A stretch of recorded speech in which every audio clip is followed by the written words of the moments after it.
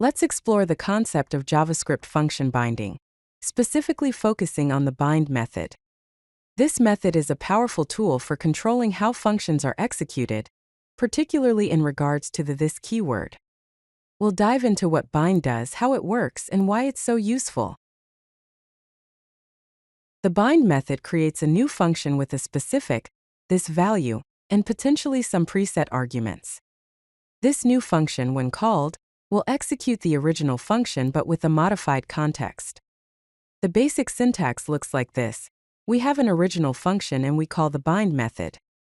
The first argument to bind is this arg, which sets the value of the this keyword inside the original function. Following this, you can specify any number of arguments that will be preset and automatically passed to the original function when the new function is called.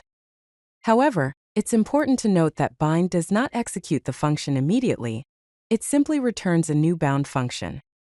For example, if we have a person object with a name and a greet function, we can create a bound version of the greet function by calling the bind method and passing the person object as the this argument. This way, when the new function say hello is called, the this keyword will refer to the person object. Context binding is important because methods can lose their original, this context when assigned to variables, passed as callbacks, or used in event handlers. The bind method fixes this issue by permanently attaching the desired context to the function. Let's take a look at this user profile class, which has a constructor and a getMessage method. If we create a user instance and try to assign its getMessage method to a variable called greet, and then execute it, the this context is lost, resulting in an error, as the name property becomes undefined. However, if we use the bind method to create a new function called boundGreet, and provide the user object to bind, the this context is preserved, and the function works as intended.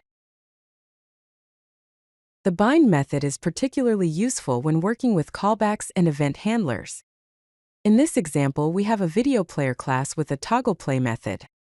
When we use setTimeout with the togglePlay method directly, the context gets lost. So to ensure that this inside the callback refers to the video player instance, we must use the bind method. This maintains the correct this context in the callback. Another use case is with array methods. If we have a task list class and a method format that uses the this context, when we use the map function on the tasks array with the format method directly as a callback, the this context is lost. However, when we use bind to bind the correct context before passing it to the map method, the prefix is preserved and the formatting works as expected. Partial application is a technique where we create specialized functions from more general ones by fixing some of their arguments. The bind method allows us to achieve this. For example, let's say we have a multiply function that takes two arguments and returns their product. We can use bind to create two new functions, multiply by 2 and multiply by 10, where the first argument to multiply is already set to 2 and 10 respectively. We pass null as first argument because we are not concerned about the value of this here. We are just setting the first argument. Now when we call multiply by 2 with 4, it returns 8, and when we call multiply by 10 with 5, it returns 50. This is partial application. Bind can also be used with functions like format currency to create specialized functions for different currencies, like format USD and format Euro, which makes it more semantic and easier to use. Let's take a look at a practical example of using bind in React. We have a data table class where we need to handle row selection through checkboxes. In the constructor, the handleRowSelect method is bound to the instance using the bind method. This ensures that this inside handleRowSelect correctly refers to the data table component when the handler is called.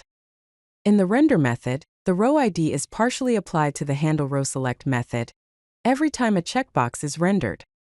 This creates a new function with the current row ID already passed as an argument. When we select the checkbox, this bound function gets executed with the current row ID and the event object. This approach ensures proper handling of events in React components. Method binding in constructor provides a consistent reference. Partial application can be used for event handlers to pass parameters. This is an alternative to arrow functions. It also gives better performance compared to inline binding. It helps in maintaining a clean and readable JSX. Let's explore some advanced patterns using the bind method.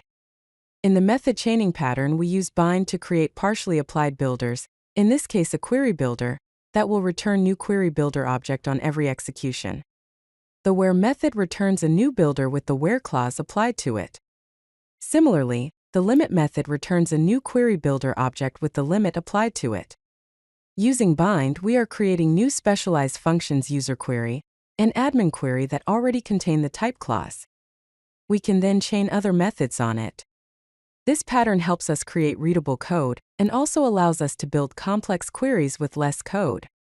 In the configuration pattern, we create a logger class that has configurable prefix. The log and error methods are bound in the constructor so that the this context is preserved when these methods are used as callbacks or assigned to variables. We then create specialized loggers API logger and DB logger with the help of configuration object. This pattern enables us to configure parts of a method and then reuse it at different places. Let's take a look at some best practices and common pitfalls to avoid when using the bind method.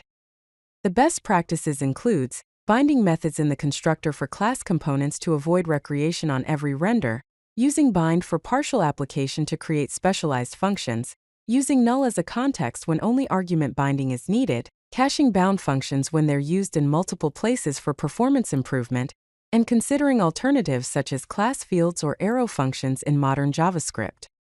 Some of the pitfalls to avoid include not binding in render methods as it creates new function on every render. Also, avoid rebinding already bound methods as the binding is permanent and cannot be overridden. It is also advisable to not use bind in loops, as it creates a new function every time. Also, one must be aware that bound functions cannot be unbound, and it is important to avoid unnecessary binding when arrow functions are used. If you like this video, hit that like button and don't forget to subscribe. Visit codelucky.com for more such useful content.